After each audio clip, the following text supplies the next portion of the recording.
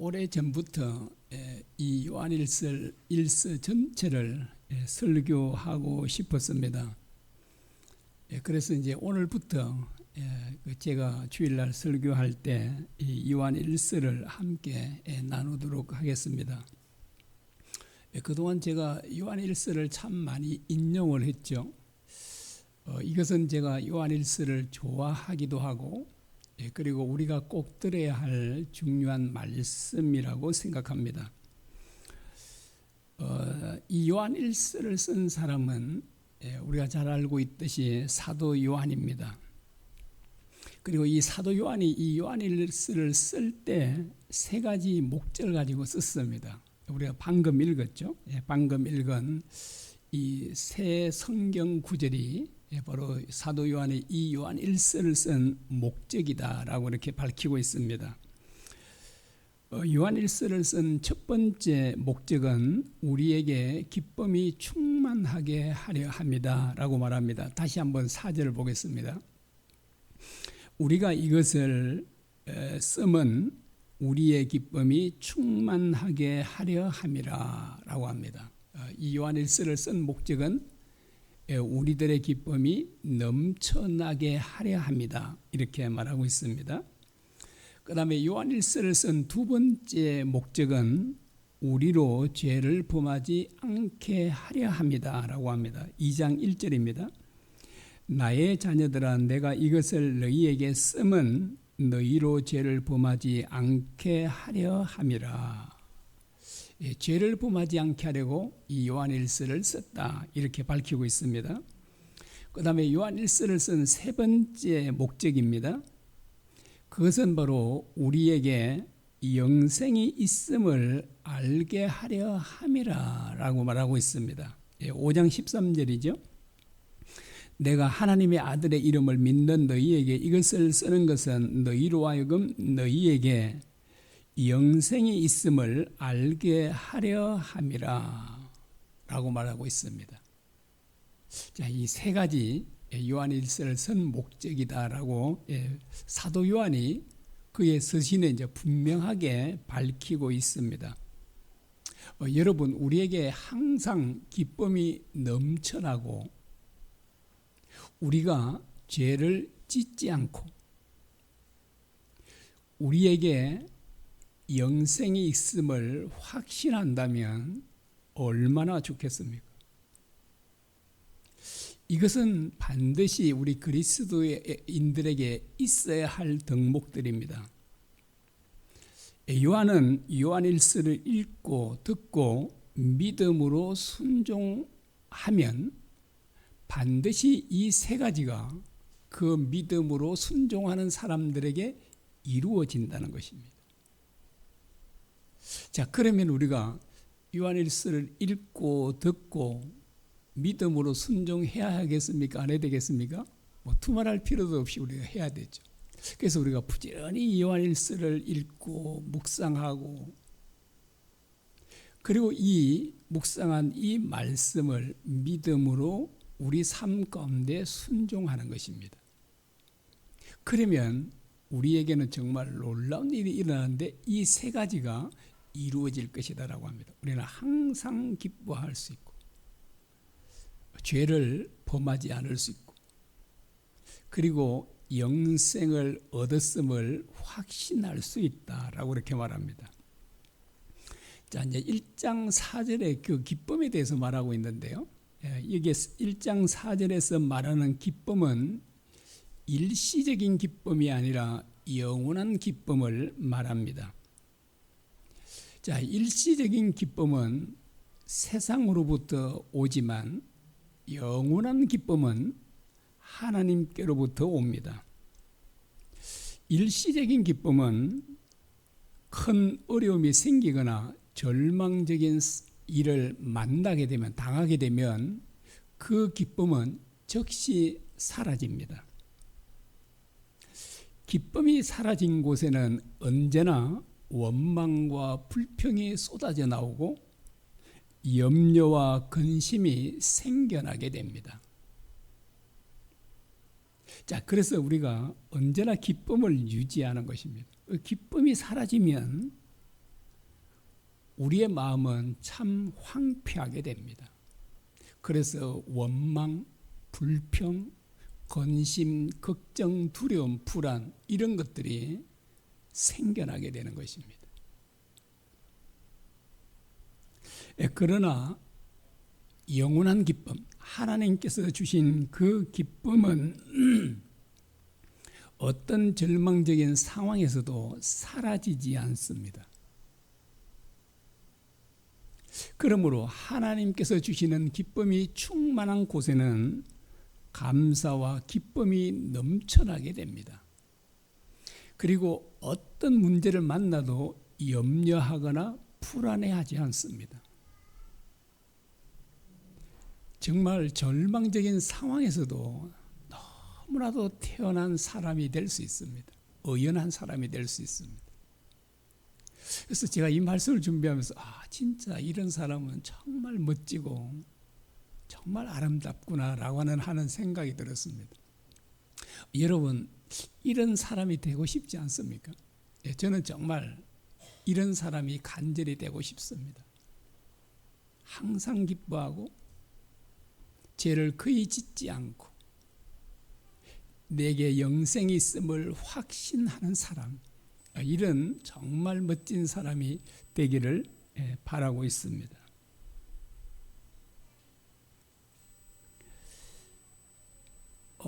여러분은 어떤 기쁨을 소유하고 싶으십니까? 일시적인 기쁨인가요? 아니면 영원한 기쁨입니까? 두말할 필요도 없죠. 영원한 기쁨일 것입니다. 그런데 하나님께서 주신 이 영원한 기쁨을 가진 사람을 분별하기가 쉬울까요? 어려울까요?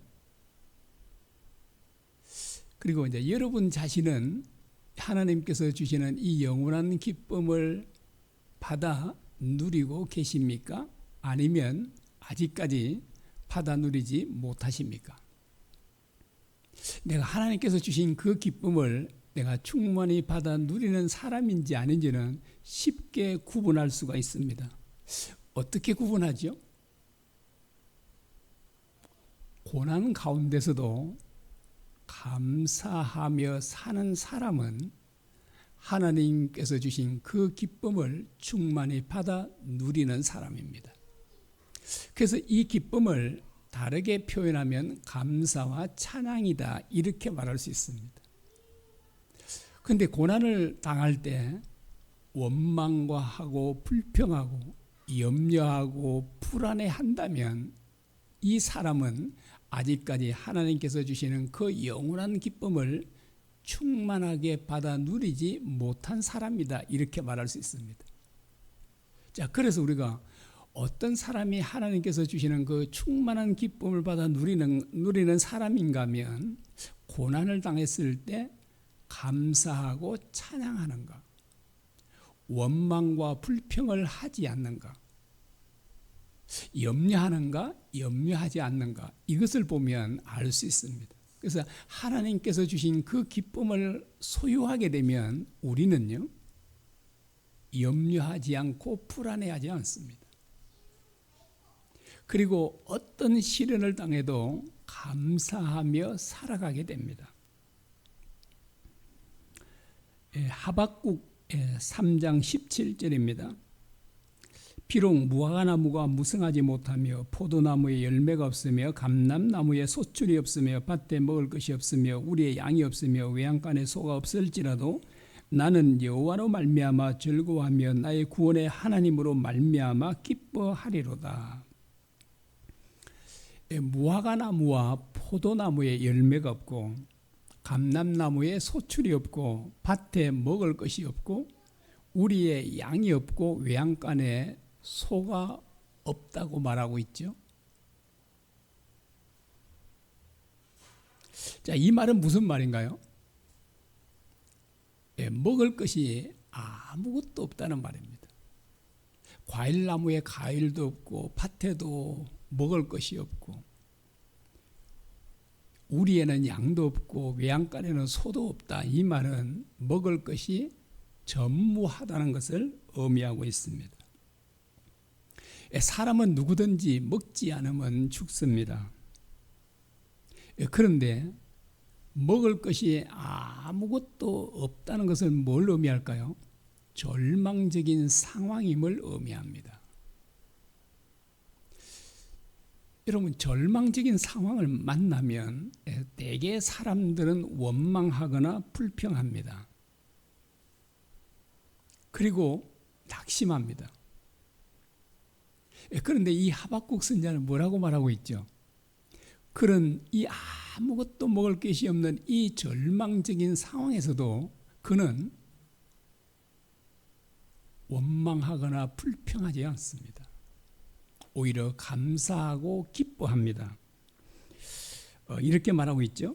먹을 것이 아무것도 없다 할지라도 나는 여호와로 말미암아 즐거워하며 나의 구원의 하나님으로 말미암아 기뻐하리로다 라고 말합니다. 자, 이 하박국 선지자는 이 절망적인 상황에서 어떻게 이렇게 감사하고 기뻐할 수 있었을까요? 그의 고백에서 드러나고 있죠. 바로 구원의 하나님을 믿었기 때문입니다. 이렇게 말하고 있습니다. 나는 나의 구원의 하나님으로 말미암아 기뻐하리로다 라고 합니다. 이 하박국 선지자는 구원의 하나님을 진짜로 믿은 겁니다.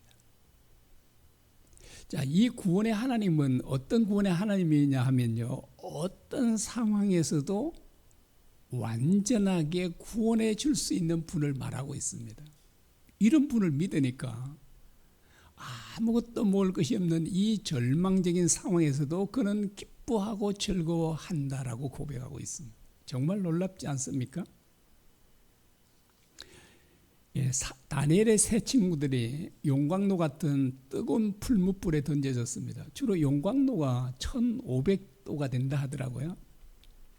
그리고 이 용광로 속에는 가장 온도가 높이 올라가면 2300도까지 올라간다고 합니다. 이런 데는 뭐 쇠를 넣어도 금방 녹아버리죠. 자, 이렇게 뜨거운 풀무불에 이 다니엘의 세 친구들이 던져졌습니다. 여러분, 그들이 살아나올 가능성은 몇 프로 될까요? 0.000000001% 될까요? 0. 그 동그라미를 100개, 200개 하면은 나올 수 있겠습니까? 살아나올 가능성은 전무합니다. 여러분, 이런 상황에서도 그들은 염려하거나 두려워하지 않습니다. 그들은 도리어 그 상황에서도 하나님께 감사를 드리고 있다는 사실입니다. 자, 이렇게 하나님만을 전적으로 의지하는 이 다니엘의 세 친구들을 하나님께서 어떻게 구원해 줍니까? 정말 그 뜨거운 용광로, 새도 녹히는 그 뜨거운 용광로에서 머리카락 하나 타지 않게 하십니다. 그래서 성경의 표현은 이렇게 표현합니다. 불탄 냄새도 없었더라라고 합니다. 여러분, 옷이나 머리카락은 얼마나 불에 잘 탑니까? 새도 녹는 용광로 속에서 던져졌는데 그들을 뜨거운 불들이 그들의 머리카락은 물론이고 불탄 냄새조차도 없었다라고 합니다.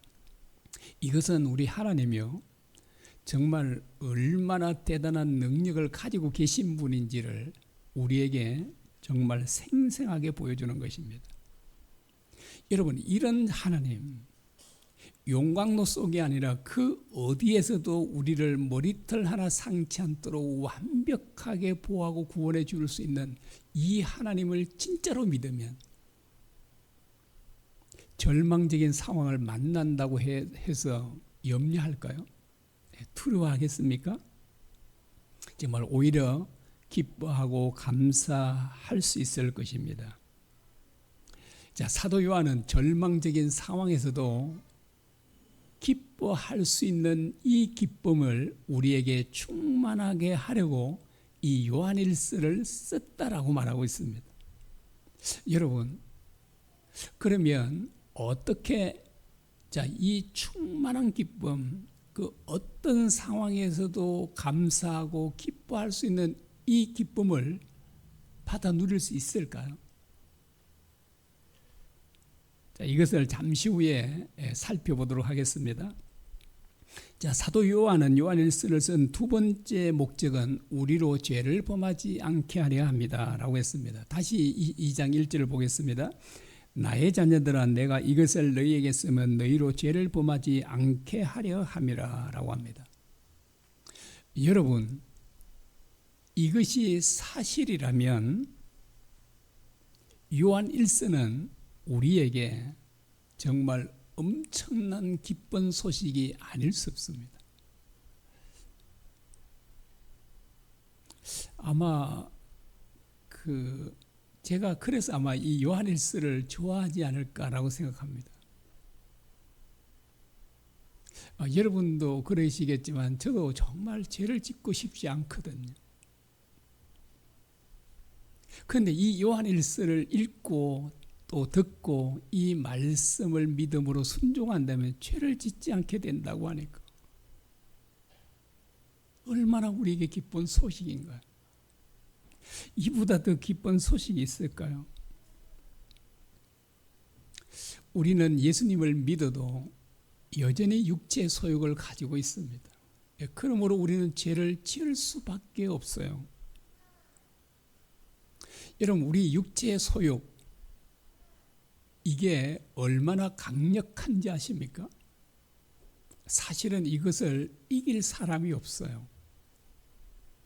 이 우리 육체 소욕, 우리 안에 있는 정욕, 이 욕심들을 이길 사람이 없습니다. 그런데 이걸 이 요한 1서 말씀을 통해서 이기게 해주신다잖아요. 그래서 이걸 썼다고 그러니까 여러분, 우리 요한 1서를 읽어야 되겠습니까? 안 읽어야 되겠습니까? 들어야 되겠습니까? 안 들어야 되겠습니까? 그래서 여튼 매주 빠지지 마시고 교회로 오셔서 이 말씀을 들으시고 집에서도 읽고 그러셨으면 좋겠습니다. 우리 그리스도인들에게 가장 큰 갈등이 무엇일까요? 제가 생각에는, 제 경험으로는 죄입니다. 분명히 우리는 예수님을 믿고 거듭나고 하나님의 자녀가 된 우리는 죄를 안 지어야 되는데, 우리 연약한 우리들이 죄를 짓고 나면 우리 마음에 끝없는 갈등들이 생기지 않습니까? 그래서 제가 참 큰 은혜를 받은 찬송이 있습니다. 찬송가가 있습니다. 246장 1절입니다. 한번 제가 그 가사를 읽어드리겠습니다. 나 가나안 땅 귀한 성에 들어가려고 내 무거운 짐 벗어버렸네. 재중에 다시 방황할 일 전혀 없으니 저 생명 시냇가에 살겠네.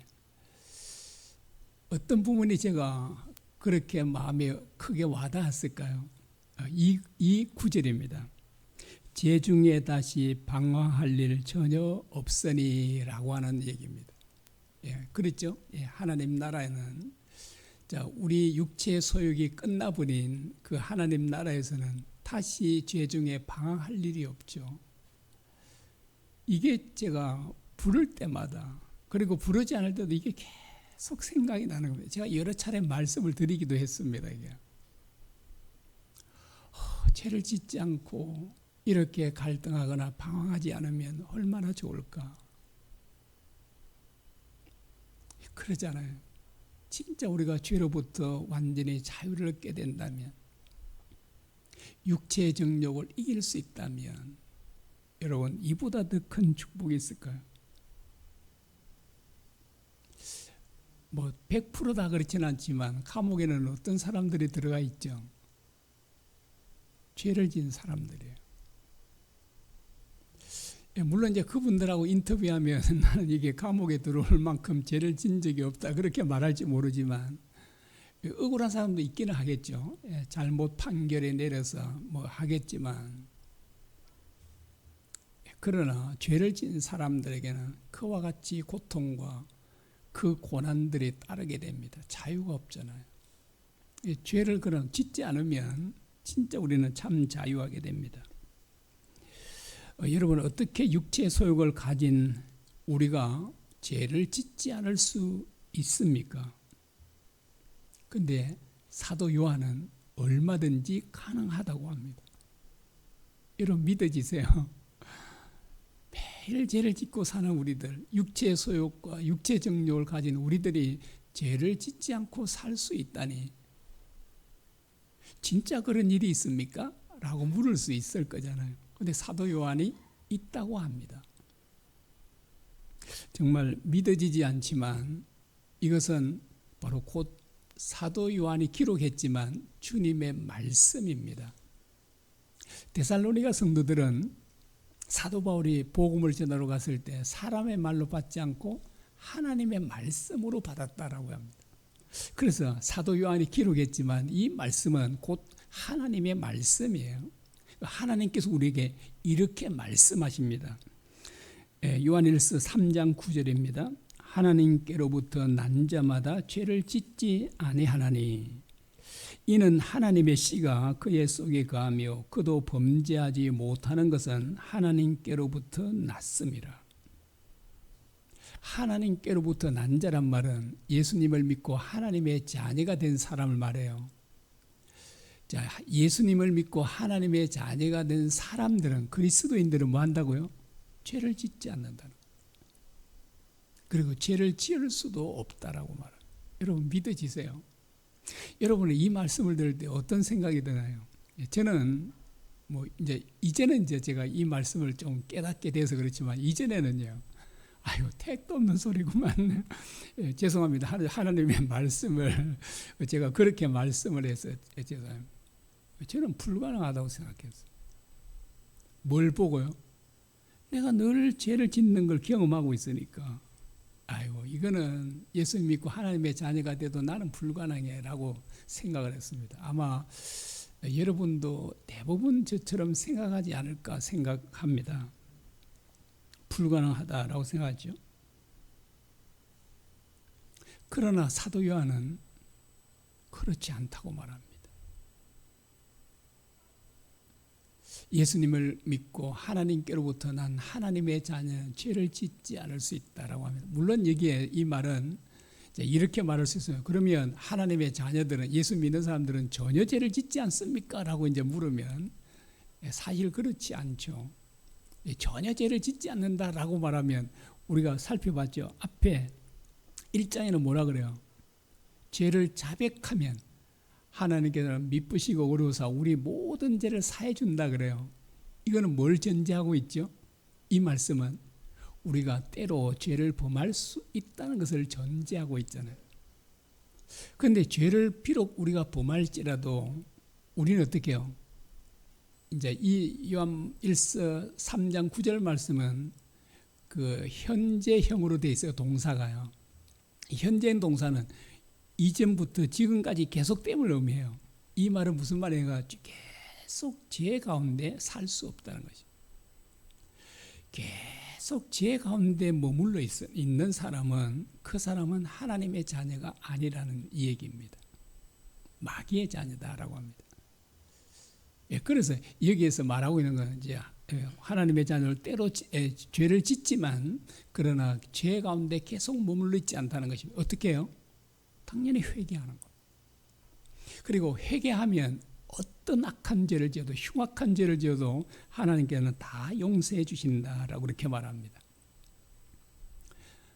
정말 제가 이 요한일서를 볼 때마다 저는 참 제게 큰 은혜가 됩니다. 진짜 죄를 짓지 않게 해준다는 거예요. 이게 얼마나 좋은지 이것도 잠시 후에 좀 함께 또 살펴보도록 하겠습니다. 요한일서를 쓴 세 번째 목적은 예수님을 믿는 우리에게 영생이 있음을 알게 하려 합니다 라고 합니다.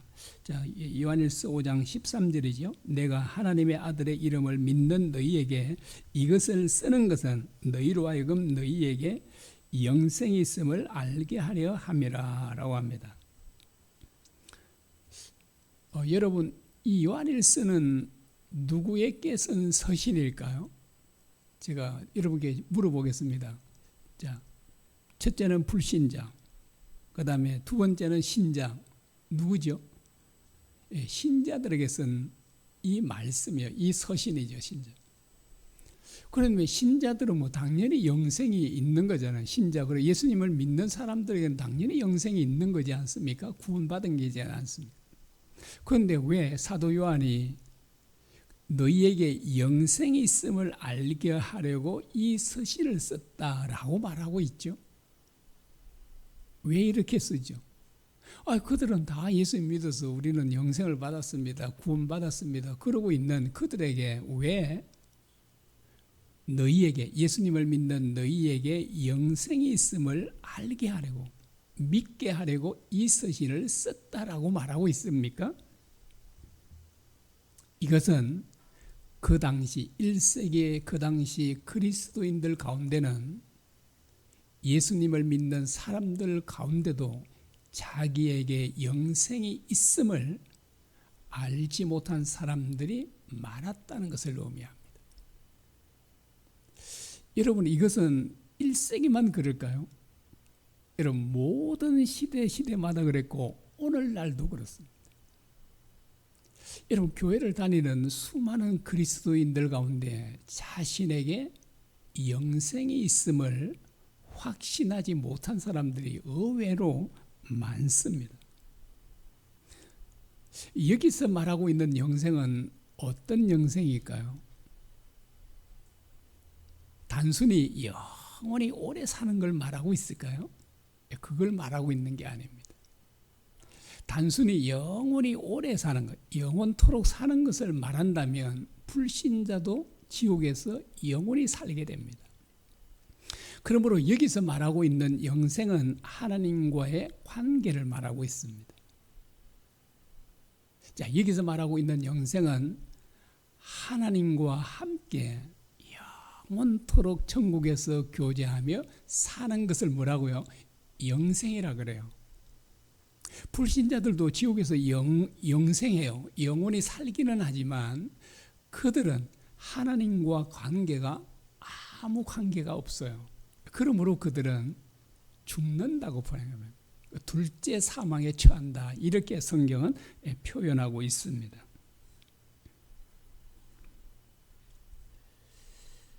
그 하나님과 영원히 함께 산다는 것을 확신한다는 것은요, 정말 어마어마한 축복이 아닐 수가 없습니다. 여러분, 왜 수많은 하나님의 자녀들이 하나님의 자녀답게 살지 못할까요? 바로 자기에게 영생이 있음을 확신하지 못하기 때문에. 여러분, 자기가 그 놀라우신 하나님 아버지와 영원히 함께 교제하며 산다는 것을, 이게 영생이라고 그랬잖아요.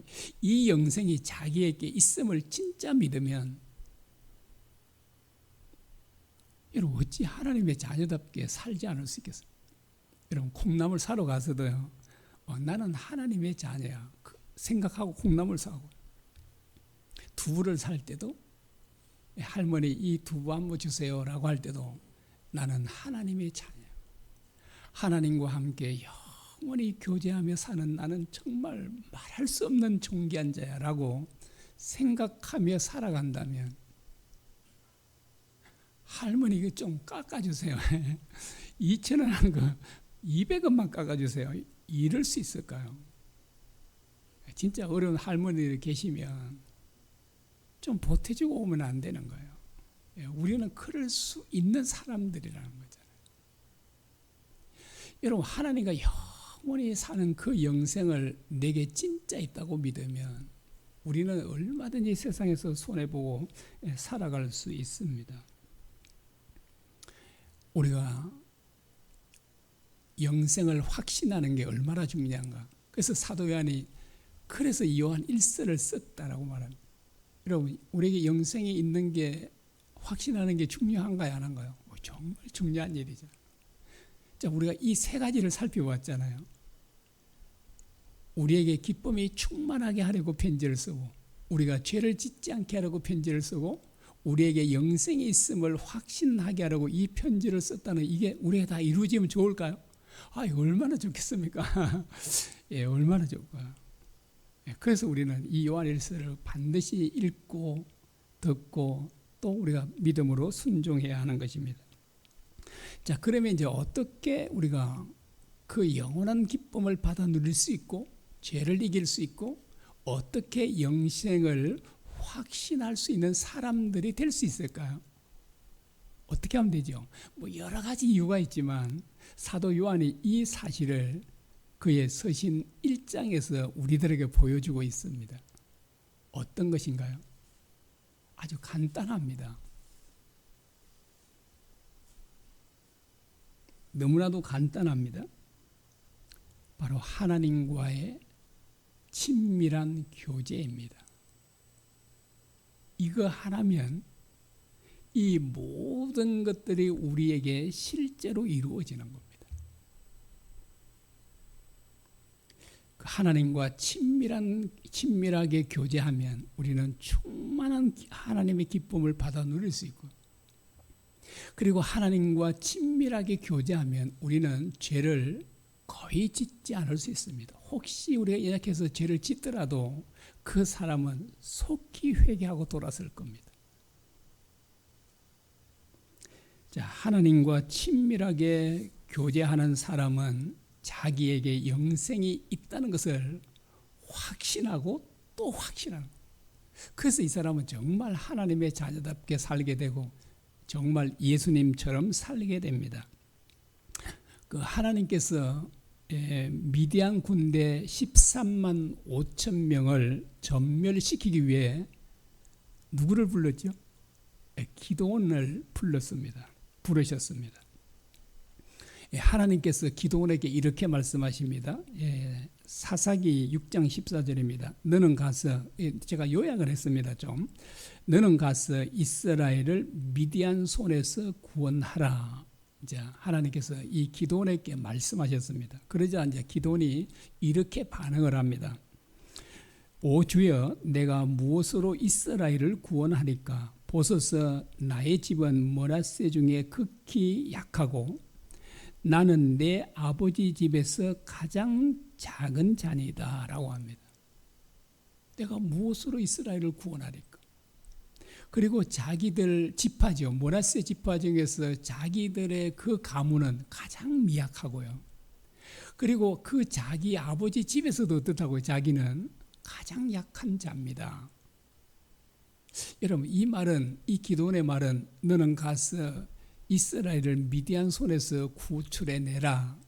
자, 이 말씀을 했을 때, 자, 이 기도원이 이렇게 말한 것은 할 수 있다는 말인가요? 할 수 없다는 말인가요?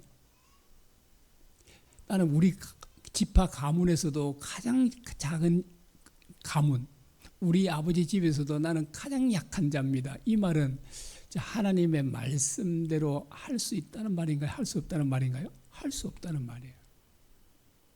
불가능하다는 얘기잖아요. 그래서 기도원은 그렇게 생각했습니다. 자기가 그 어마어마한 군대를 가서 싸워서 이스라엘을 구출하는 것은 절대 불가능하다고 생각했던 것입니다. 자, 이렇게 절대 불가능하다고 생각하는 이 기도원에게 하나님께서 딱 한마디 말씀해 주셨습니다. 이런 무엇인가요? 모세에게 한 말씀과 동일합니다. 하나님께서 이렇게 말씀하십니다. 하나님, 그것은 불가능합니다. 절대로 안 됩니다. 라고 하는 이 기도원에게 내가 반드시 너와 함께 하리라 라고 합니다. 여러분, 이거면 끝이에요. 전지전능하신 하나님, 온 우주 만물을 창조하신 하나님께서 내가 너와 함께 있으리라. 끝이에요. 전능하신 하나님께서 함께한 기도원을 이길 수 없습니다. 어떤 군대든. 근데 이제 기도원에 가서 군사들을 모집하는데 몇 명이 모였다고요? 모두 이스라엘 군사들이 3만 2천 명 모인 겁니다. 근데 하나님께서 너무 많다고 합니다. 그래서 이제 두려워 떠는 사람 다 돌려보내. 여러분, 전쟁이나 무서운 사람 다 가세요 하니까 2만 2천 명이 가고 1만 명 남았거든요. 근데 그 1만 명도 많다. 13만 5천 명인데 적군은. 그 하나님께서 이제 물가로 테스트해서 300명이 남게 합니다. 그거 다 돌려보내요. 그리고 9,700명을 돌려보내고 딱 300명을 가지고 너 이 300명을 가지고 가서 13만 5천 명과 싸우라는 얘기. 저 같으면 안 돼요. 돌려보내라면 뭐 무서워 떨든지 뭐 하는, 절대로 못 돌려보내 그럴 텐데, 기도는 하나님 말씀 순종 다 하는 겁니다. 그리고 300명 가지고 그 어마어마한 적군들을 향해 싸우러 간 겁니다. 누가 이겼을까요? 두말할 필요도 없이 전능하신 하나님께서 함께한 기도원이 이깁니다. 13만 5천 명의 미디안 군사들은 전멸당합니다.